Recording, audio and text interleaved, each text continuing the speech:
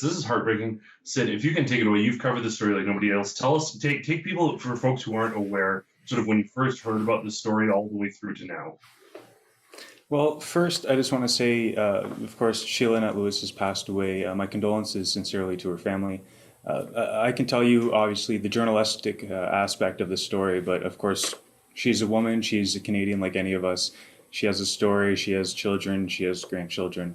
I can't, tell you her whole story, but what I can tell you is the legal situation that she was faced with after her doctors, through Alberta Health Services contracted doctors, they had denied her a life-saving organ transplant, one that she needed to survive, and obviously, well, we hear about the news today. So what ended up happening was in 2019 she was diagnosed with a terminal condition, and she began the process of going through transplantation, or receiving, being on the list for an organ transplant. After that, the pandemic ensued, and she was therefore required to get the COVID-19 vaccine as prescribed by the contracted doctors, those who were leading the way for the transplant program. Uh, Unfortunately, this is not something Sheila Annette Lewis was able to do. There was concerns about her health, especially given her condition, and there's some stuff we can't talk about there because it was hidden by a publication ban. But they denied her nonetheless, and then legal proceedings ensued, and Sheila Annette Lewis, alongside the JCCF, brought a charter rights violation case against the AHS and the doctors involved. This case was brought all the way to the Supreme Court, who declined to hear the case, dismissed it, and sided with a lower judge who had basically dismissed Sheila's case. But the Supreme Court then added costs, so the legal fees for AHS were then something Sheila Annette Lewis would have to pay. Before the Supreme Court decision, though, the Justice Center for Constitutional Freedoms and Sheila Annette Lewis, they found out that she had already acquired natural immunity. She had COVID twice, meaning that she had a natural immunity protection to COVID, but still they wanted her to take the vaccine. And not only that, then they asked her to take the COVID vaccine booster atop the vaccine that she would have to take, and so too would her family have to take the boosters in order for her to get the shot. Then the Supreme Court dismissed her case, and then she brought forward new legal action against AHS and the doctors involved. This was brought forward through Umar Sheikh of Sheikh Law, and through this medical malpractice lawsuit, they came to what is described as a satisfactory agreement for all parties. It's confidential. We don't know exactly what the deal was what Sheila received there, but AHS, they came to the table. They submitted. They said, "Yeah, we're going to have to sign a deal here." And unfortunately, it was just too late. It's been already years of Sheila Annette Lewis facing this terminal condition while going through legal proceedings to try and fight for her right to have access. And only, near what's now the end of her life, did AHS come to the table and sign some kind of agreement. But of course, it was too late. And now, of course, our condolences to the family. It would be wrong of me not to tell you that there are more people out there that were in Sheila's situation that are facing terminal conditions and being denied organ transplants. There is one individual in Ontario who was taken from his family because he didn't take the vaccine and he needed a liver transplant to survive. Unfortunately, he passed away previously. There are an untold number of Canadians right now who are being denied these life-saving organ transplants because of their vaccination status. And it's not just a matter of being unvaccinated, as the AHS has proven. You have to be up to date with your COVID shots. And what are we finding out more and more every day is the health risks associated with those same vaccines, positive and negative. I keep it YouTube safe, I guess, for the moment. Yeah, exactly. Garnet Harper, he's another one of these individuals. I can't tell you how many there are out there. Especially consider a couple before Sheila Annette Lewis, there was an individual who reached out to me from Manitoba, suffering a similar situation where they required an organ transplant, but because of their vaccination status, they were being denied.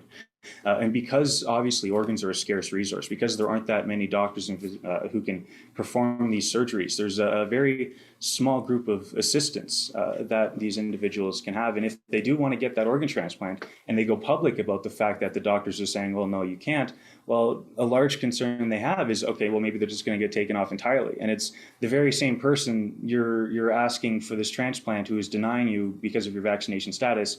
Even if you then come to the table afterwards, you've already broken that trust, and this is the person who's supposed to perform a life-saving transplant. And let alone all the issues that arise, with the pandemic and all of the delays in surgeries that we've seen. There's just so much wrong with the healthcare system right now. It's truly incredible. And Sheila Annette Lewis is one of the latest victims of that. And it truly is a tragedy. Yeah, and it is absolutely heartbreaking. The other sort of angle I wanted to touch on with this is you had an opportunity to sort of grill, at least ask a question to Premier Smith on this. And I think very often as of late, whether it's like on addictions or human trafficking or any of these other fronts, it tends to be good news. But on this front, I don't think necessarily enough was done. Would you agree? Danielle Smith said that she would defer to the experts, and that's what she did. She deferred to the experts. The experts let the time run out for Sheila Annette Lewis, and then finally said, okay, hold on a second. We've got to sign this medical malpractice lawsuit. We got to sign something here and make this go away. And that's exactly what they did, but it was too late. And Danielle Smith could have done something here, but she didn't. Whether or not, she says she defers to the experts, but she's the premier of Alberta.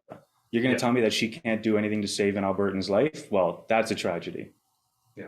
Well, and I know I'm hoping this isn't the case, but she just got off a whole massive scandal based on the fact that she had sort of overstepped allegedly and spoken to Tyler Shandro about possible immunity for folks resulting from COVID-19. Then as an extension of that, she might be concerned about overstepping. But frankly, I mean, the type of leadership we need is not leadership that is extremely concerned about overstepping and is willing to let somebody perhaps perish in the process while trying to play those games. So this is a spot where I think work had been done. Jason Kenney was also saying all the right things leading up to COVID-19, but then when the medical critical issue arose, suddenly he folded like a cheap tent. So this is going to be, I think, the litmus test. Daniel Smith has been very strong on a lot of issues, but all of a sudden it's evaporated. It's gone away. Yeah, no, to say the least. And, let's not forget about the health ministers that are involved, right? They do have a responsibility in this too. I mean, they're here to protect Albertans and Albertan health. And of course, this isn't just an Alberta issue. This is a national issue. There needs to be something done.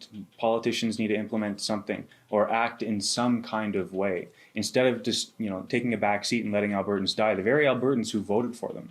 And one thing, if I could, I just want to say we did actually, I was there in person. I was granted an opportunity to interview Sheila in person at her home, and her family member as well, one of her family members as well, her son Darcy.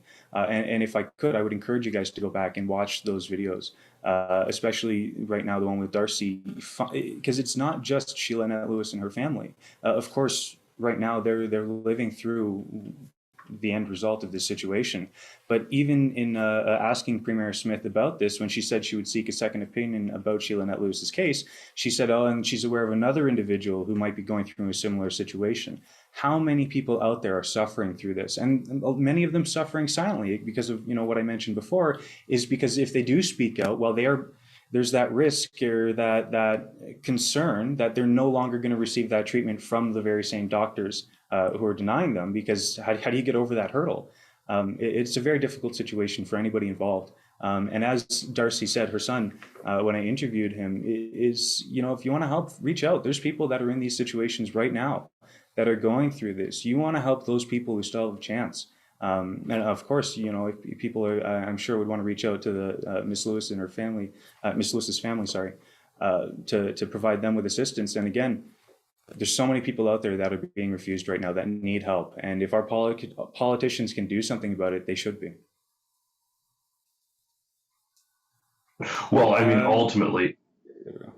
No, yeah, you're back. Okay. Sorry. Yeah, and I do apologize to folks out there for the last couple streams. We have new equipment. It's literally just in the mail. We're getting a little bit of feedback here, and we're just trying to sort of, it didn't happen forever, getting a little bit of it now. So I do apologize for any lack of quality in sound. New equipment is on the way, thanks to supporters like yourself. So thanks so much for that. Ultimately here, we'd just like to say condolences to this family. This should not happen again. It cannot happen again. And hopefully some of these politicians who did not do enough to ensure that Sheila Lewis received the care that she needed, are able to take corrective action and to make amends. This is very much an extension despite the fact that there is some good news coming out of courts on COVID-19 and everything, this is an extension of so much of what we saw over the past couple years, where people were basically treated as second-class citizens because of their vaccination status.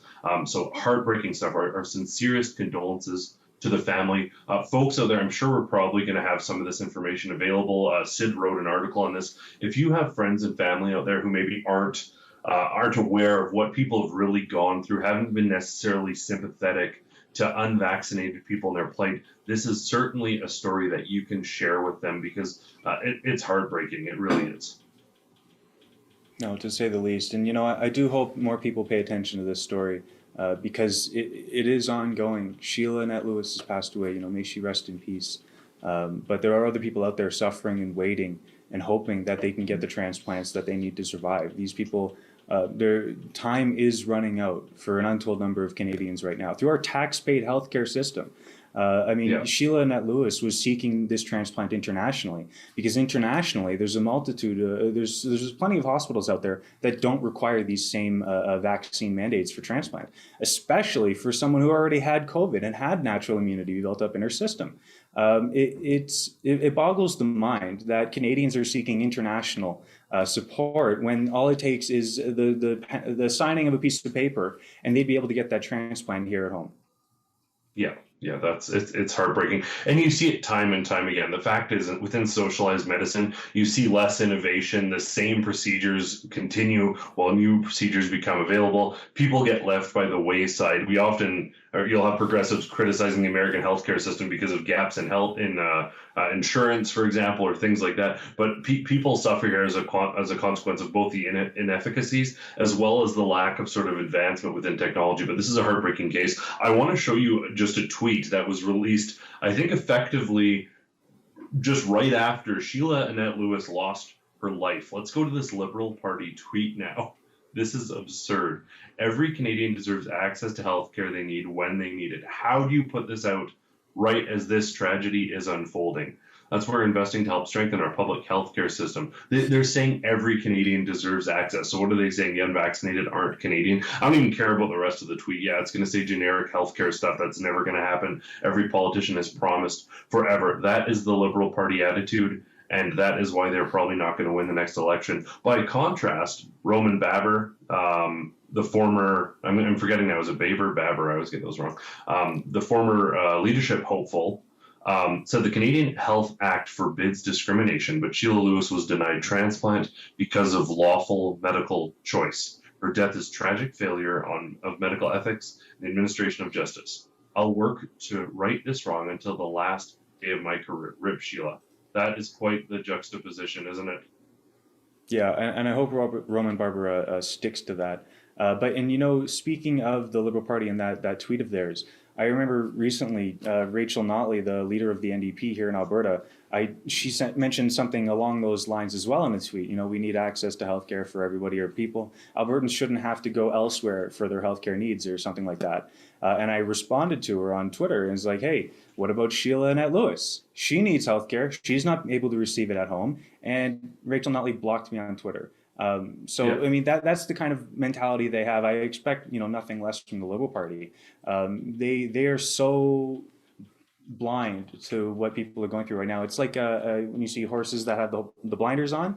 That's what this tweet is. They're looking at a specific group of people that is, an imaginary, minority sympathetic or group that requires sympathy, and they're advocating towards that. It has nothing. Oh yeah, there it is. And she blocked me for that. They do not care. They'll say what sounds nice, but realistically, they don't care. They let people die every day. So I see nothing when they post that. Hey folks, that was a clip from the daily live stream. I co-host it Monday to Thursday from 1 p.m. to 2 p.m. Eastern Standard Time. The Alberta team takes over on Friday. Please tune in. And by the way, we want to hear your 2 cents worth. If you're able to make a minimal $5 donation, we will read your chat on the air live. Thank you.